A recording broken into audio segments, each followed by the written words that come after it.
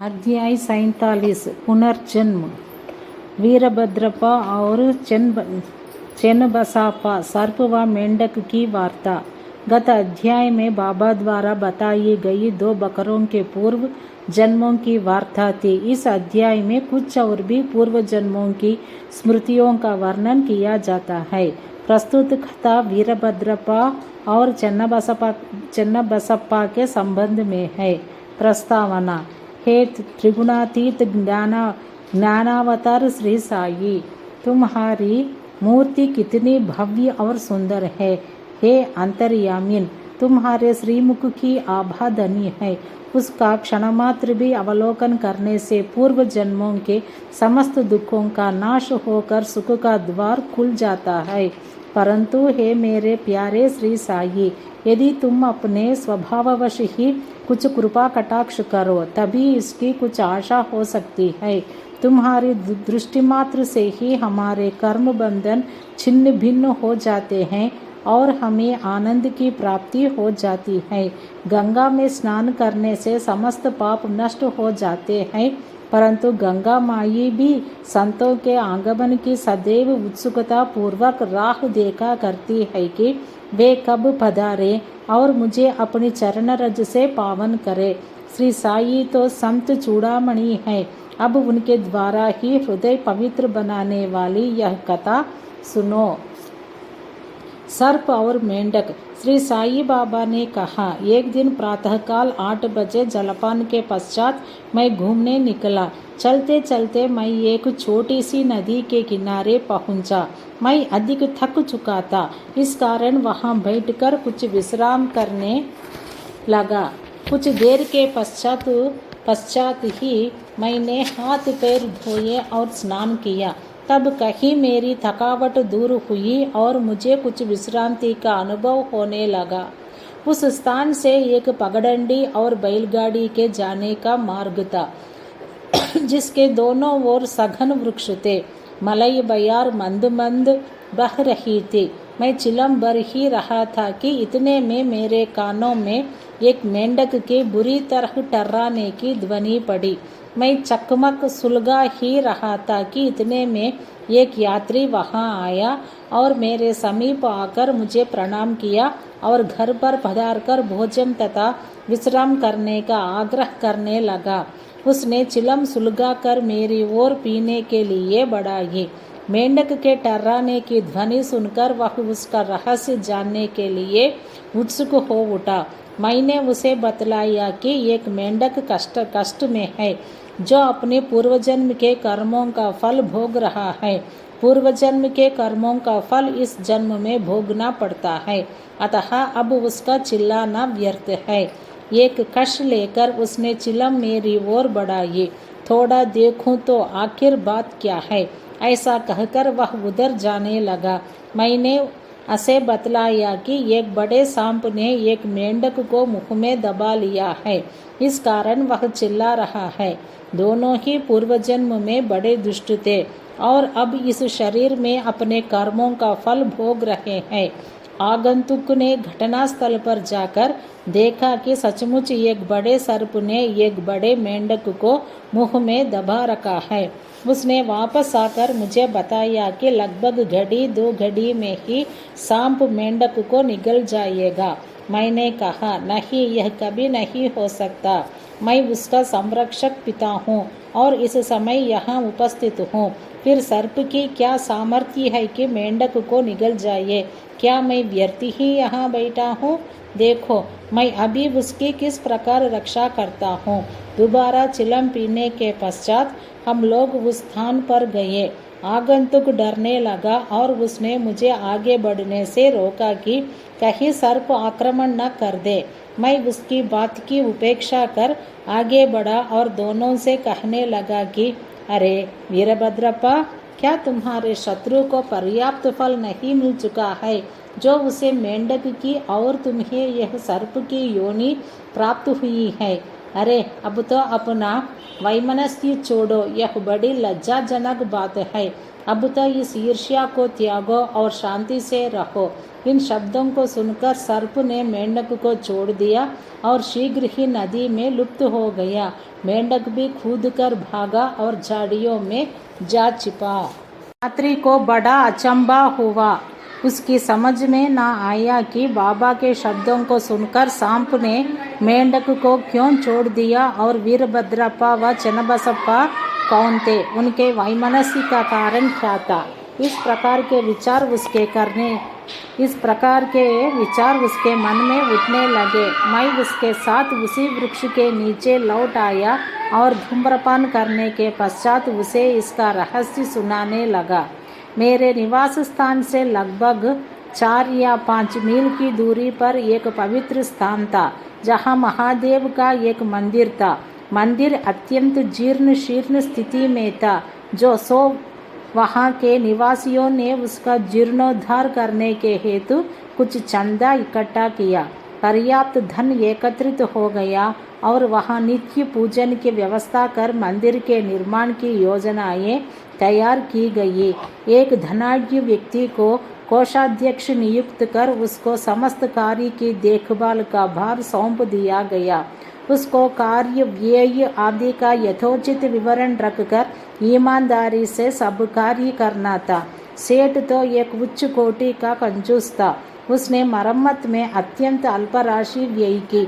इस कारण मंदिर का जीर्णोद्धार भी उसी अनुपात में हुआ।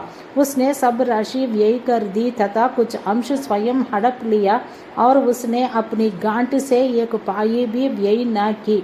उसकी वाणी अधिक रसीली थी, इसलिए उसने लोगों को किसी प्रकार समझा बुझा लिया और कार्य पूर्ववत ही अधूरा रह गया। लोग फिर संगठित होकर उसके पास जाकर कहने लगे, सेठ साहेब, कृपया कार्य शीघ्र पूर्ण कीजिए। आपके प्रयत्न के अभाव में यह कार्य पूर्ण होना कदापि संभव नहीं, अतः आप पुनः योजना बनाइए। हम और भी चंदा आपको वसूल करके देंगे। लोगों ने पुनः चंदा एकत्रित कर सेठ को दे दिया। उसने रुपये तो ले लिए, परंतु पूर्ववत ही शांत बैठा रहा। कुछ दिनों के पश्चात उसकी स्त्री को भगवान शंकर ने स्वप्न दिया कि उठो और मंदिर पर कलश चढ़ाओ। जो कुछ भी तुम इस कार्य में व्यय करोगी, मैं उसका 100 गुना अधिक तुम्हें दूंगा। उसने यह स्वप्न अपने पति को सुना दिया। सेठ भयभीत होकर सोचने लगा कि यह कार्य तो ज्यादा रुपये खर्च कराने वाला है, इसलिए उसने यह बात हंसकर टाल दी कि यह तो एक निरा स्वप्न ही है और उस पर भी कहीं विश्वास किया जा सकता है। यदि ऐसा होता तो महादेव मेरे समक्ष ही प्रकट होकर यह बात मुझसे न कह देते।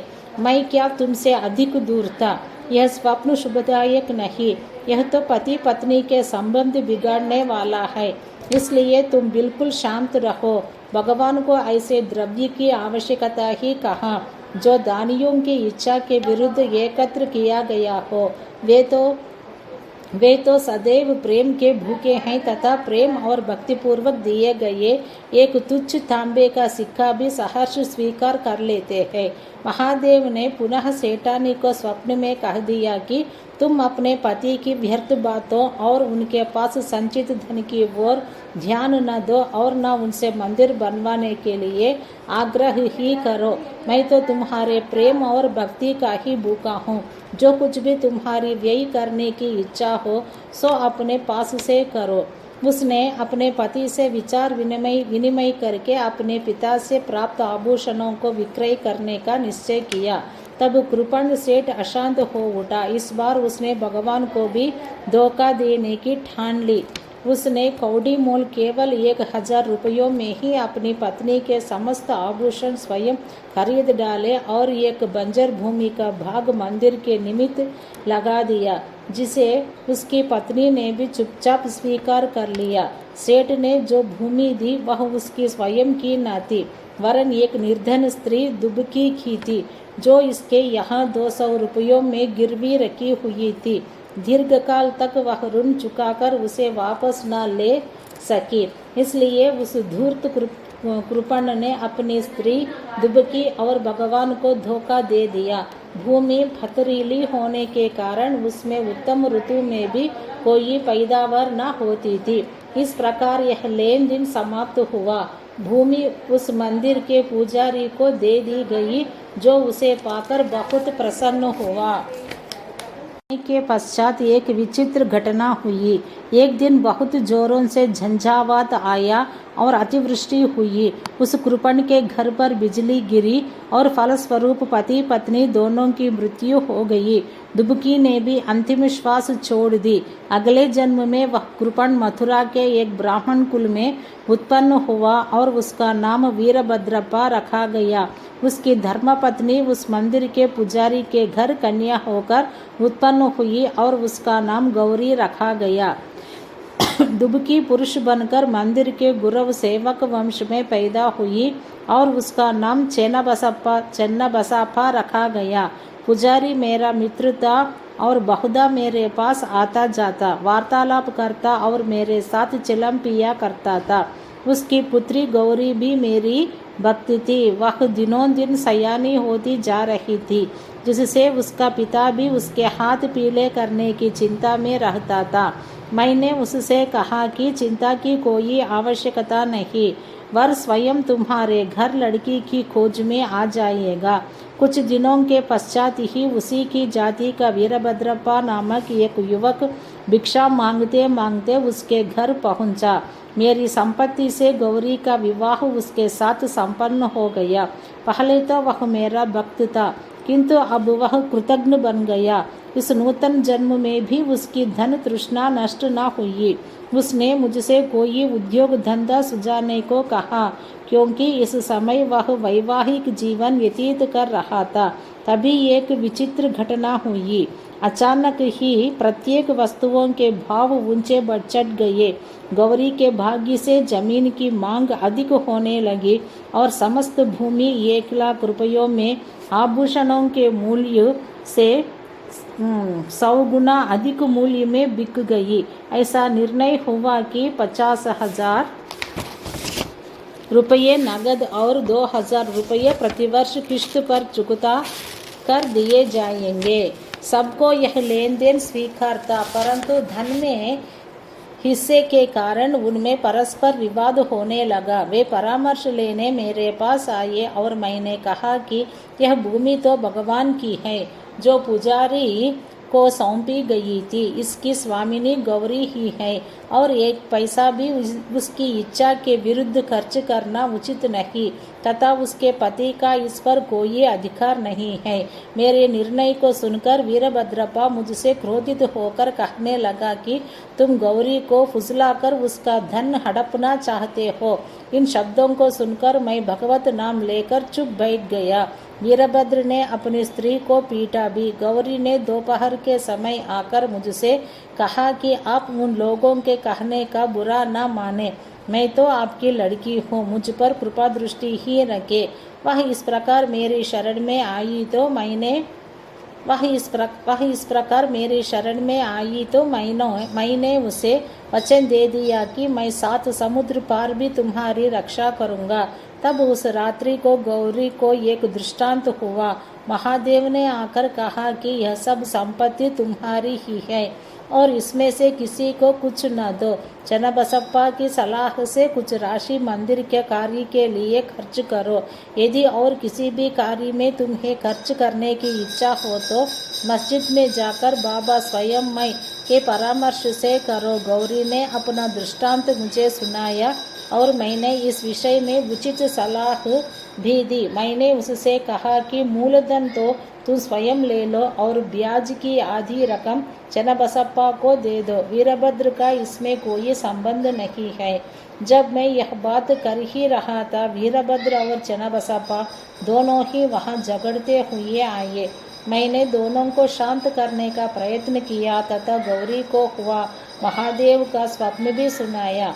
वीरभद्र क्रोध से उन्मत्त हो गया और चन्नबसप्पा को टुकड़े टुकड़े कर मार डालने की धमकी देने लगा। चन्नबसप्पा बड़ा डरपोक था। वह मेरे पैर पकड़कर रक्षा की प्रार्थना करने लगा। तब मैंने शत्रु से उसका छुटकारा करा दिया। कुछ समय पश्चात ही दोनों की मृत्यु हो गई। वीरभद्र सर्प बना और चन्नबसप्पा मेंढक। चन्नबसप्पा की पुकार सुनकर और अपने पूर्व वचन की स्मृति करके यहाँ आया और इस तरह से उसकी रक्षा कर मैंने अपने वचन पूर्ण किए। संकट के समय भगवान दौड़कर अपने भक्त के पास जाते हैं। उसने मुझे यहाँ भेजकर चन्नबसप्पा की रक्षा कराई। यह सब ईश्वरीय लीला है। शिक्षा। इस कथा की यही शिक्षा है कि जो जैसा बोता है वैसा ही काटता है। जब तक कि भोग पूर्ण नहीं होता, पिछला ऋण और अन्य लोगों के साथ लेन देन का व्यवहार जब तक पूर्ण नहीं होता तब तक छुटकारा भी संभव नहीं है। धन तृष्णा मनुष्य का पतन कर देती है और अंत में इससे ही वह विनाश को प्राप्त होता है। श्री सद्गुरु साईनाथार्पणमस्तु। शुभम भवतु।